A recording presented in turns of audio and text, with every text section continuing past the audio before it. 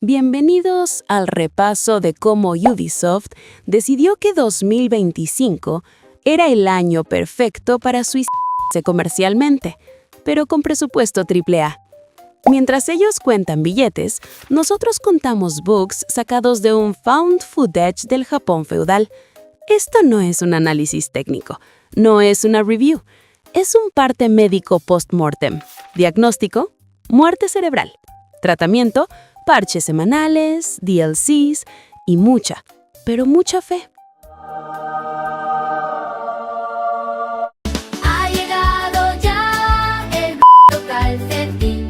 Suscríbete ya o te entierro en el jardín.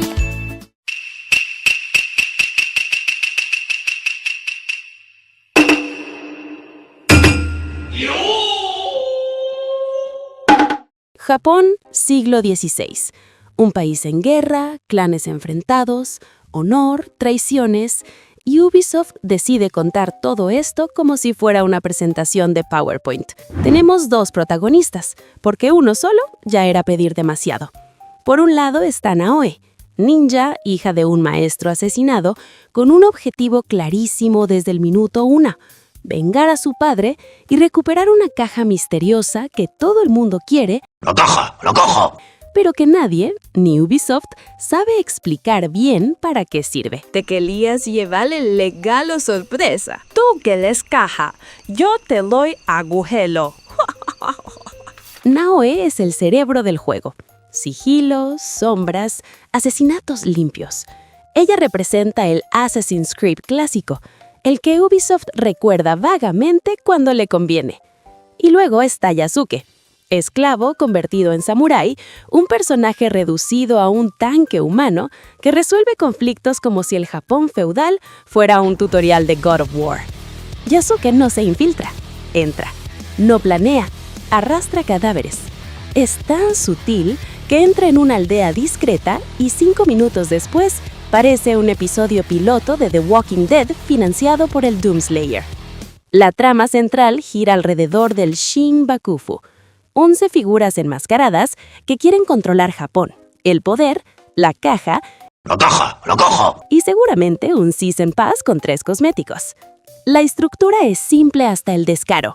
Te dicen quién es el siguiente, viajas, haces 3 misiones de relleno, lo matas y descubres que, sorpresa, también era un peón, y así 11 veces. Entre asesinato y asesinato hay giros políticos. ¿Te acuerdas cuando me pegaste el tiro pedazo de pela? Todo era una broma para YouTube. Saluda a mi amiguita. Monjes sospechosamente malvados, alianzas que duran menos que un parche estable y ceremonias de té que siempre acaban con alguien atravesado por una katana. Todo el mundo traiciona a todo el mundo, pero luego se piden perdón, porque aquí el drama se resuelve con una mirada intensa y una cinemática de 3 minutos. Por el camino, el juego te suelta revelaciones importantes, que la caja es parte de un tesoro antiguo, que los templarios están metidos, otra vez, como en toda su jodida saga, y que la madre de Naoe podría estar viva, o muerta, o guardada para un DLC de $19.99. Ubisoft tampoco parece tenerlo muy decidido. Cuando llegas al clímax y crees que todo se va a resolver, descubres que el villano final no es el villano final, sino otro manipulador más diciéndote que todo fue por un bien mayor. Al final del viaje, Naoe busca respuestas. Yasuke busca redención por la masacre sistemática de aldeas de liliputianos. ¡Es cocina! Ubisoft quería hacer Ghosts of Tsushima, pero le salió Narcos Edición Japón, con ninjas, samuráis y un guión que se cree más profundo de lo que realmente es. El terror verdadero de Shadows no son los enemigos, son los bugs, que tienen más tiempo en pantalla que los protagonistas. 10 meses después del lanzamiento, Ubisoft sigue parchando el juego como si fuera un coche robado que cambia de matrícula cada semana. Cada actualización promete lo mismo: mejoras de estabilidad. El juego responde lanzándose al vacío como si hubiera abierto su propio código fuente y no lo hubiera podido soportar. puertas que no pueden atravesar, NPCs que atraviesan el suelo,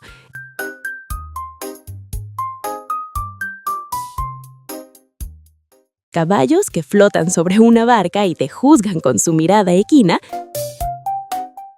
el parkour, que debería ser el alma de la saga, funciona cuando quiere, y cuando no, te deja colgado de una cornisa mirando al infinito como un idiota reflexionando sobre sus decisiones de compra. Y luego está la versión de Switch 2, que no es un port, es un cadáver embalsamado con brillo de labios. Sigue muerto, pero ahora lo puedes llevar en el metro para vacilar de rigor mortis. Parches semanales, porque dejar el juego roto 2 semanas seguidas ya era demasiado descarado. Esto no se actualiza, se reanima. Ya no hablamos de un juego roto, hablamos de un ecosistema.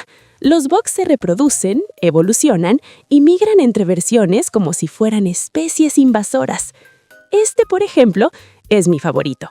Yo lo llamo las 1000 puñaladas a Lázaro.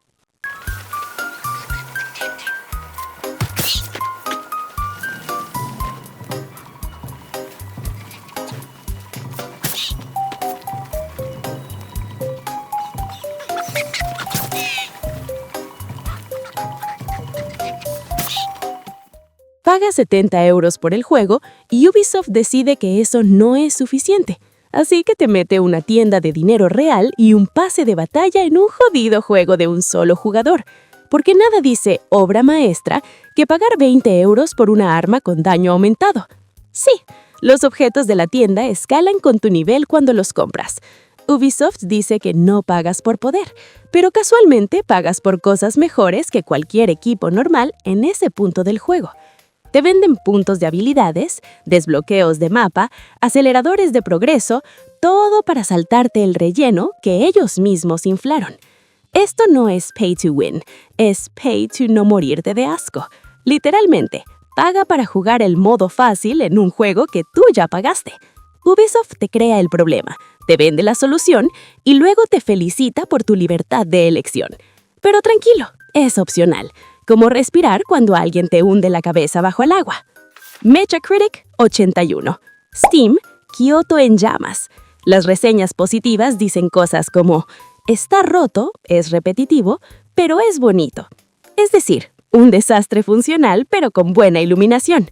A eso súmale las polémicas culturales, los debates eternos en redes, los incendios en Twitter, los leaks, los bugs y los parches que reaglan algo y rompen 3 más. Le faltó una profecía maya para completar el apocalipsis AAA. Y lo peor de todo, que vendió bien.